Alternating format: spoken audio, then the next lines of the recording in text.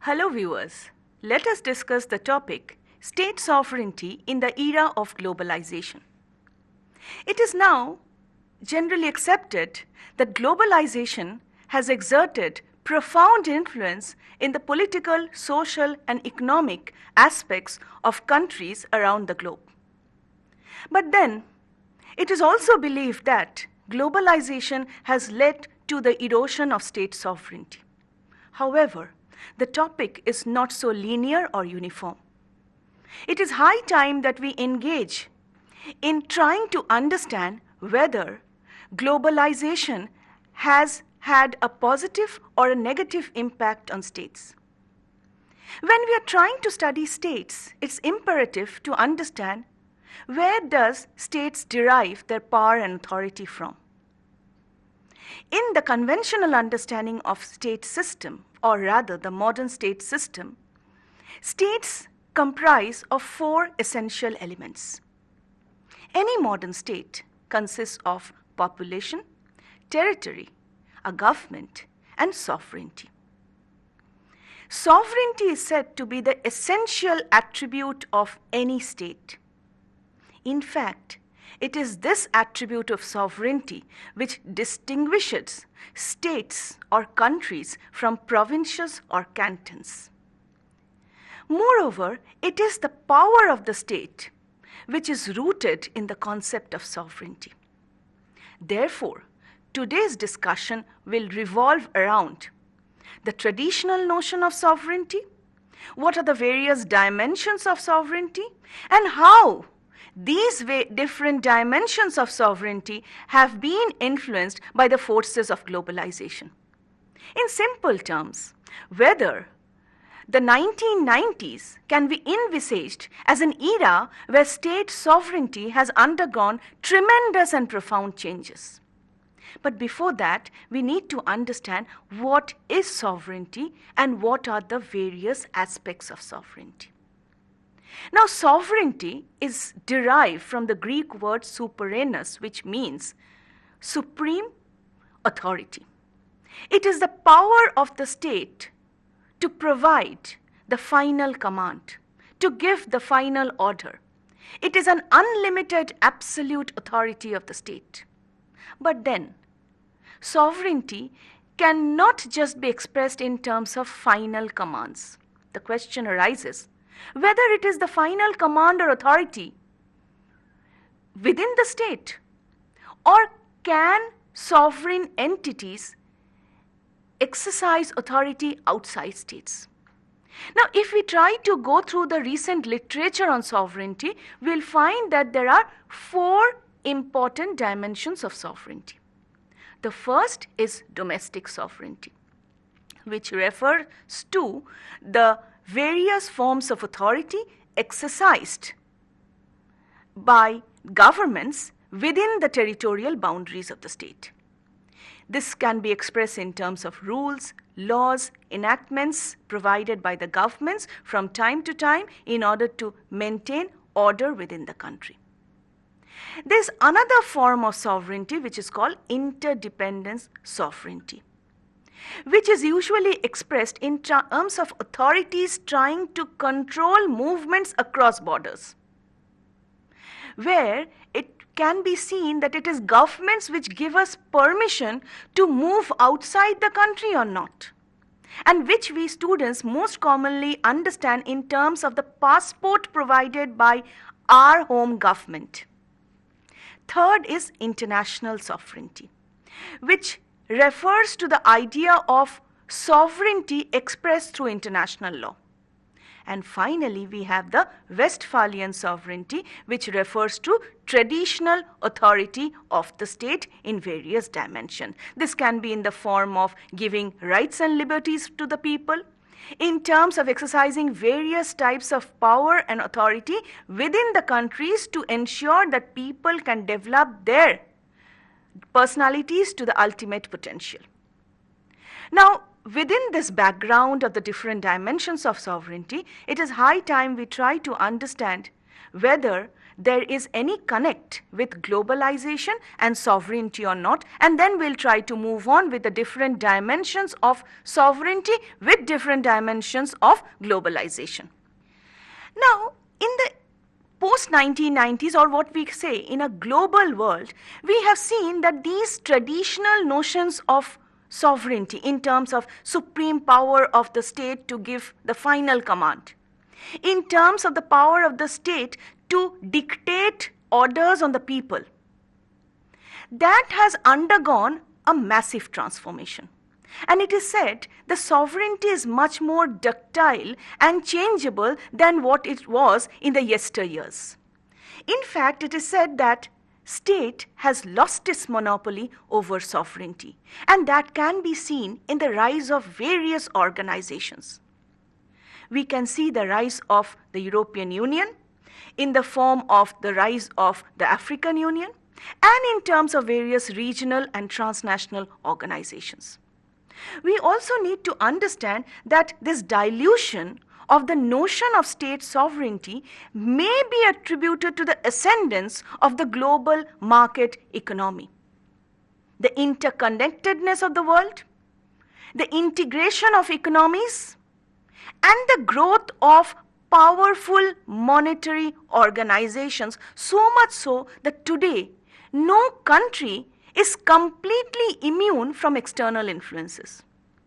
However closed an economy can be, it has to depend on the international economic system for trade and for international financial exchanges. As a result, what we find, there is a dent in the primary characteristic of state sovereignty.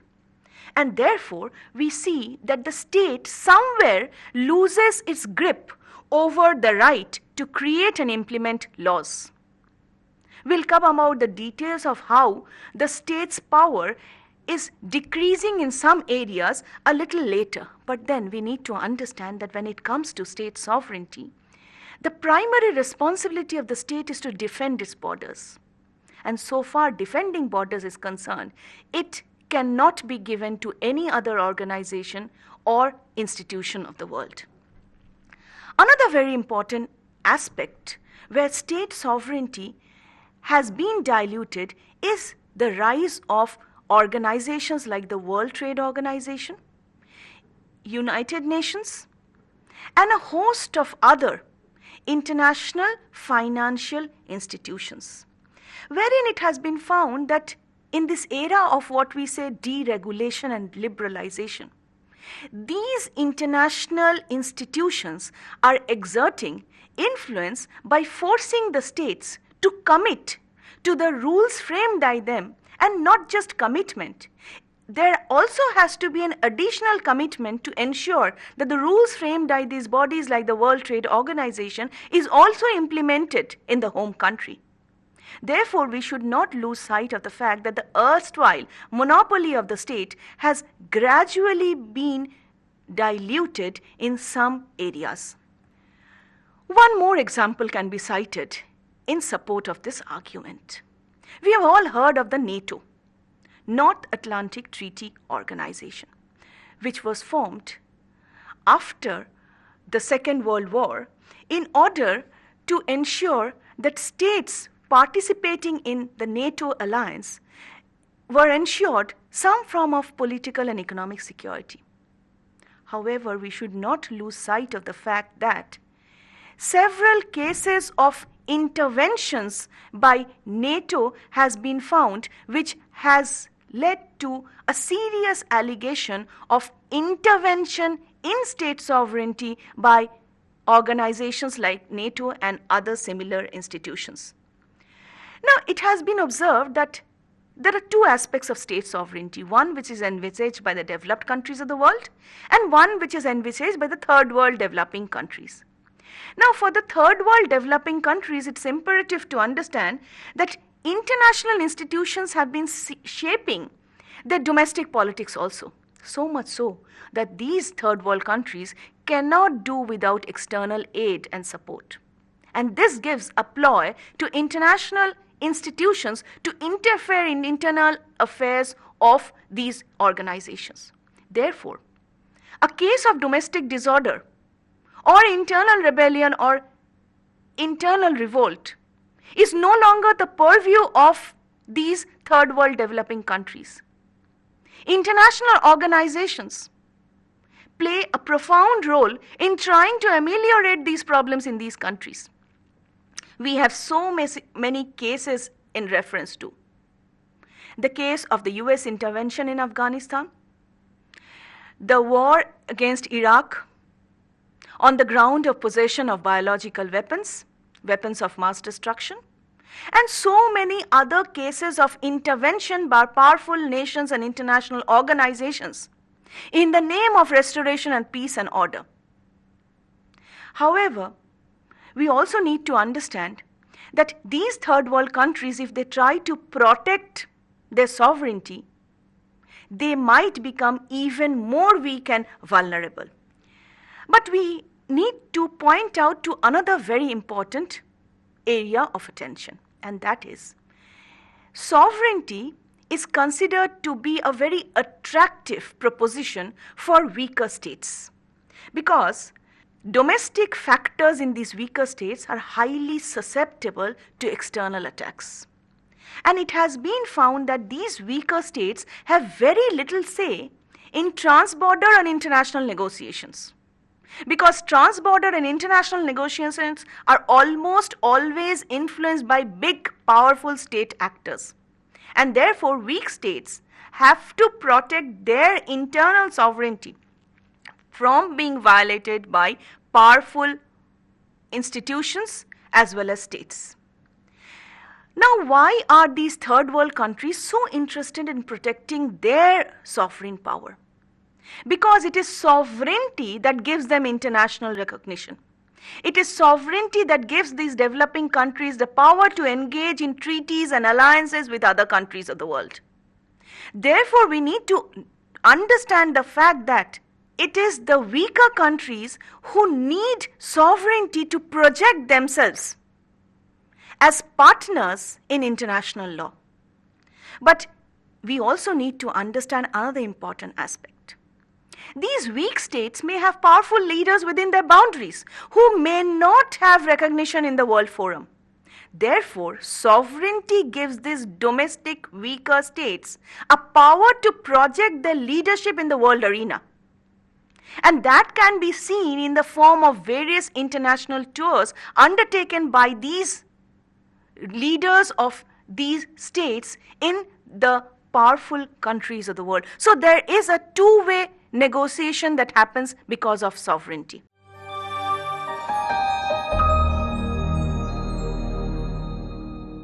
Students, we need to understand, how did this concept of sovereignty develop? Did it develop immediately with the emergence of state system? Because the first known theory of the nature of the state is the divine origin theory of the state, which promotes the idea that the state represented a divine institution and the king was a representative of God on earth. Therefore, the divine origin theory never spoke of any idea of supremacy of the state. Therefore, if we are trying to find out the origin of this notion of state power, absolute power of the state, we need to locate it in the Roman or Western idea of the state.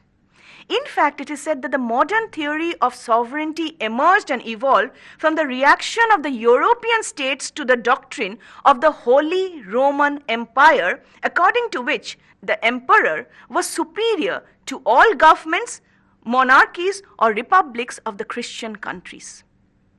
There is also another theory, that this notion of state sovereignty emerged as a reaction to the doctrine of superiority of the Pope over all Christian empires. Now, in addition to the reaction against these two forces, the theory of state sovereignty was also designed to combat internally the vociferous and destructive forces within the state boundaries. We needed some authority to bring under control the various groups fighting amongst themselves. Thus, we say that the modern theory of state sovereignty emerged in the 16th and 17th centuries. In fact, if you read The Prince, written by Niccolo Machiavelli, he projected that the idea of an all-powerful state system where the prince was supposed to rule as well as reign.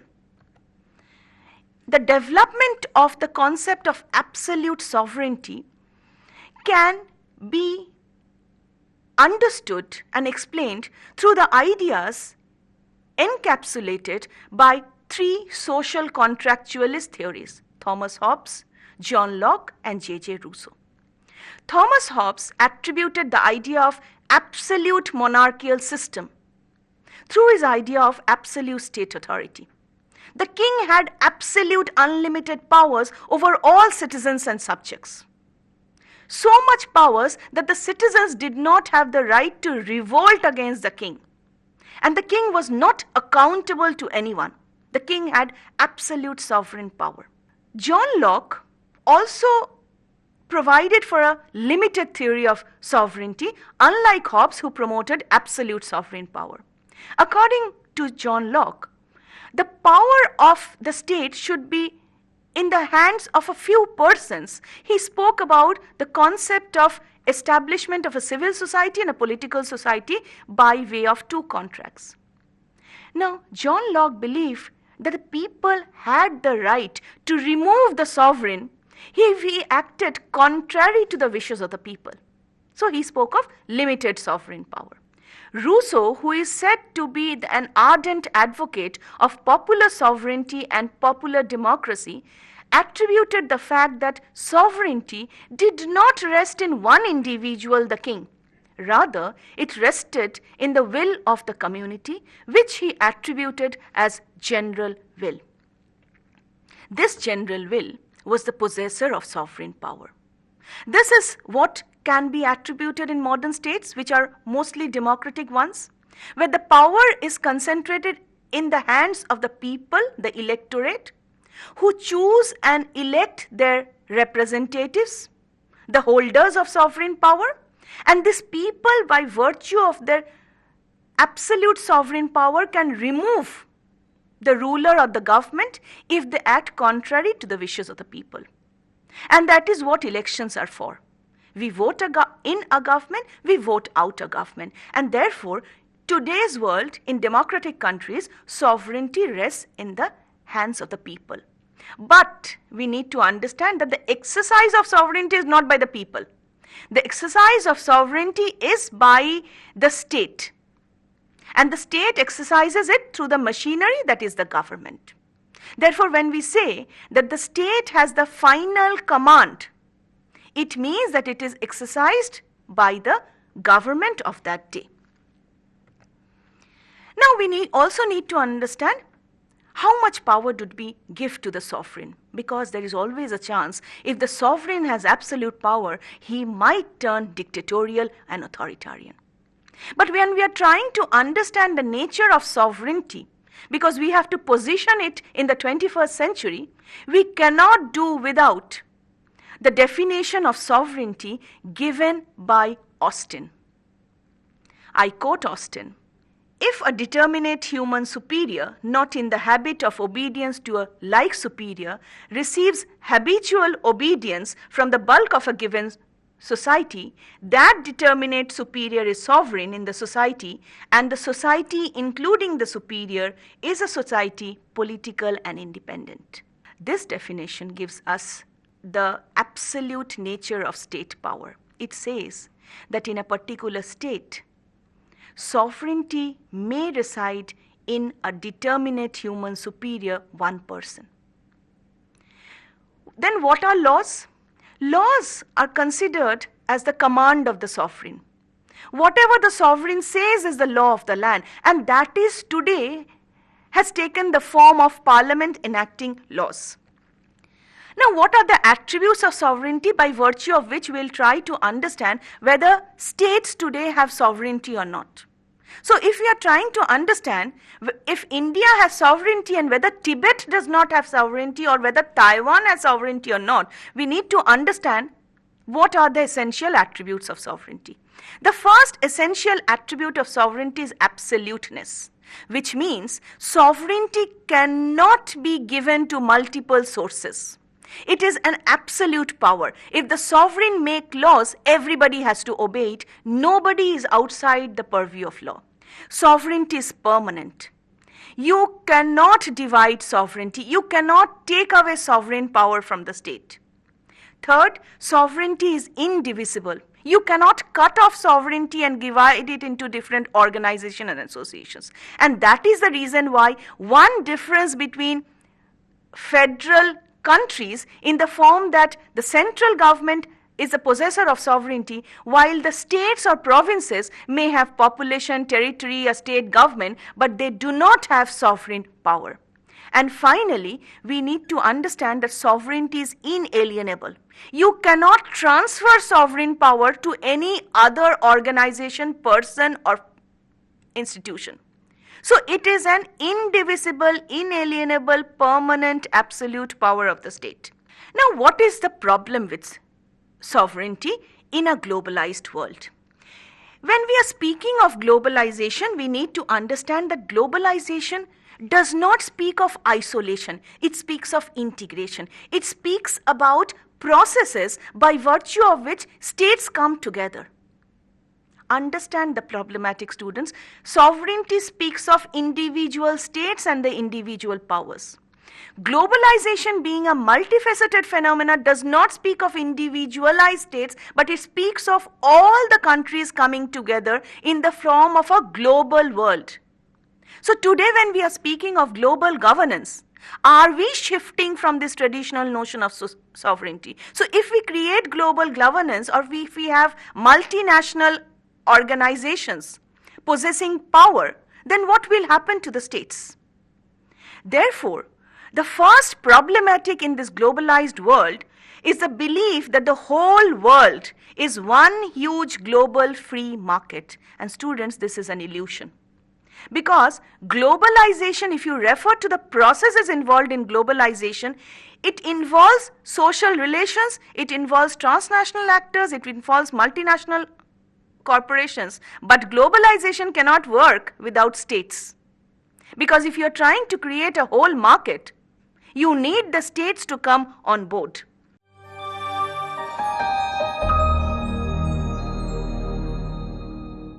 Let us now concentrate and focus on the relationship between globalization and political sovereignty.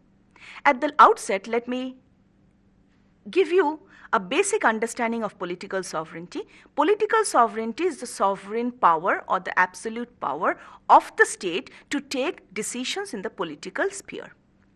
Now, it is said that globalization has led to a decline in the power of national government to direct and influence their decisions so far as economies are concerned, which means that the market forces operate independently and states are gradually losing out.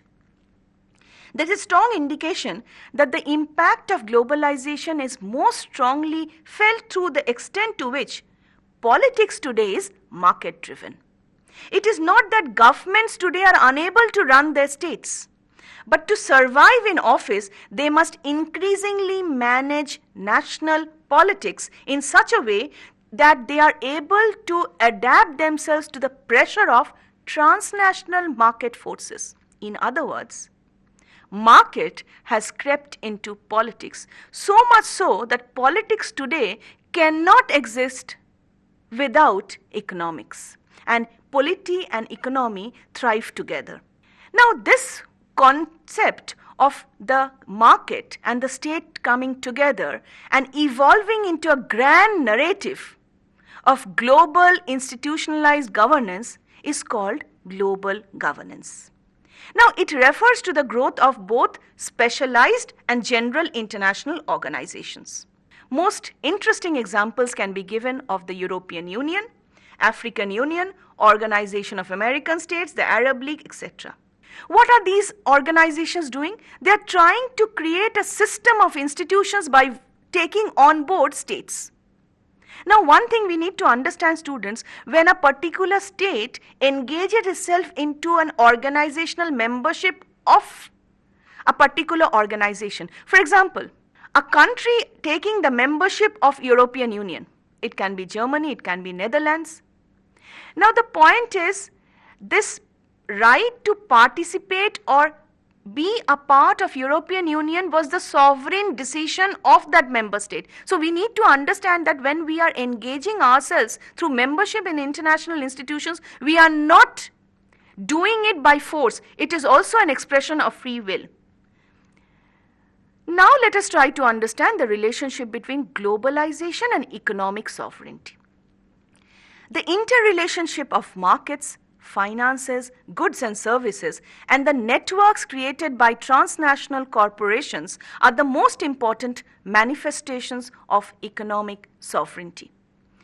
Though the capitalist world system has been international in essence for centuries, the extent and the degree of trade and investment globalization has increased it manifold, which means that economic sovereignty is the power of the state to decide whether it wants to integrate itself with the global economic system or not. So the decision of China to be a closed economy or to open itself to foreign direct investment was a decision on economic sovereignty by the state of China. And this goes on for all countries of the world. It is commonly claimed that the market's ability to shift money from one part of the globe to another by the push of a button has changed the rules of policy making, putting economic decisions much more at the mercy of market forces than before. We should not lose sight of the fact that with the onset of globalization and the creation of an international monetary union where funds get transferred with the blink of a button, we need to understand that the power of the state to control market forces is not the same as before. Shifts in economic activity in one part of the world also has an impact in another part of the world. For example, the economic recession in 2008 in the United States has cascading impact in different parts of the world. Economic stagnation in Japan was not just confined to Southeast Asia. It had its negative repercussions on different parts of the world. What I am trying to implicate is the fact that state sovereignty cannot prevent states from economic shocks and crises, courtesy globalization. In addition, the emergence of institutions such as the World Bank, International Monetary Fund involve new constraints and imperatives. The interrelationship between these different forces has just led to newer dynamics in understanding of state sovereignty. So, let us try to find out the key deductions here. Sovereignty was absolute, indivisible, and the supreme power of the state. Today, this is no longer so. In the contemporary world, sovereignty is primarily linked with the idea that states are autonomous and independent. States are not under any form of colonial subjugation. Within their boundaries, states have the right to choose their governments. They have the right to frame rules. They have the right to provide for rights and duties to the people. Another aspect of state sovereignty is the fact that other states cannot interfere in the internal affairs of another state. Sovereignty is also associated with the idea of trans-border movements. Sovereignty also gives the states the right to enter into various forms of treaties, alliances, and negotiations. States are free to endorse any kind of agreement. And we need to understand that the fact that states till today in this era of globalization can enter into contracts and negotiations free from coercion needs worth examination. Now we also need to understand that international monetary systems, with the exception of Great Britain, all the countries of the European Union have been able to create a single monetary union, and euro is a single uniform currency governing all European Union states. Now please understand that this was the result of a series of agreements and negotiations between European Union countries and not just confined or coerced upon them. Another important area of understanding state sovereignty is the fact that for many states, there has been an erosion of national citizenship. This is one area which we need to emphasize on. The notion that an individual should be a citizen of one and only one country and that the state has exclusive claims to the person's loyalty does not hold ground today. In fact, in many countries, there is no distinction between citizens and non-citizens.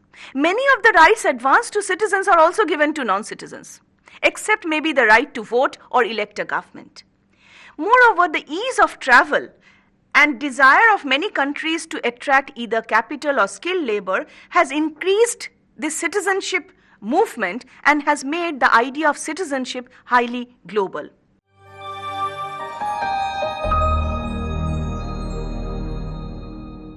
Another important idea that we need to understand is the fact that whether these international institutions that are fast emerging is a violation of state sovereignty. Now, belonging to the institution is inconsistent with conventional sovereignty rules. If you have absolute power, you use that power for yourself. You cannot dilute that power. But today, member states have created supranational institutions that can make decisions opposed to some states.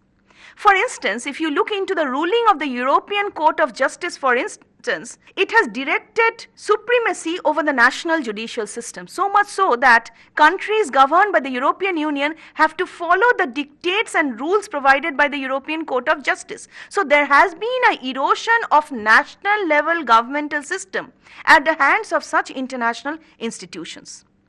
Another important idea to note is that these international institutions are the product of state sovereignty and they were created by voluntary institutions. Another important area of arena is human rights. Gone are the days when rights were given by states. With the emergence of human rights, it has taken a global proposition, so much so that violation of rights in one country leads to a cascading impact in other countries, revolting and forming movements pressurizing this country to redress the rights. We need to understand that human rights govern everybody irrespective of whether they are a citizen of the country or not. And violation of human rights in a particular country is not necessarily governed or to be controlled by one country's government. What I am trying to focus on is the fact that with the rise of international institutions, violation of human rights in one country can be subjected to penalties and punitive measures by governments of other countries. Thus, we can see that sovereignty does not mean the power of the state to do whatever it feels with the people's rights and liberties. In Article 56 of the United Nations Charter, all members pledge themselves to take joint and separate actions in cooperation with the organization for the achievements of these and related ends, which means that whether you are a member of United Nations or not, you have to pledge and promise that you will not violate the rights of people residing in your territory. What can we deduce from today's discussion?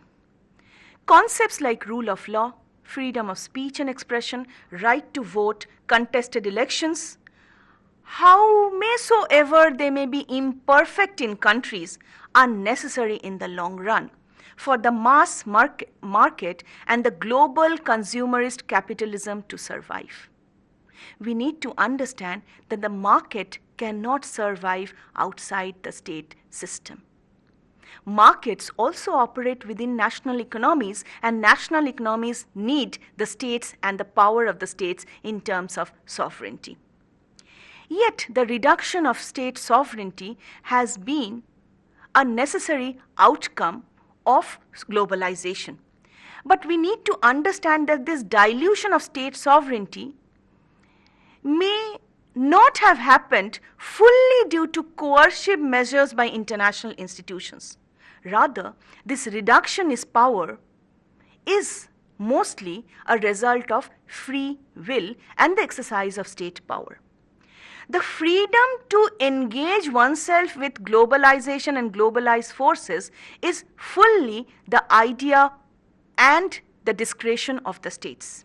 In conclusion, it can be said that even though globalization has reduced state powers, it is still within the sovereign power of the state to decide to be a part of this integrated globalized system or not.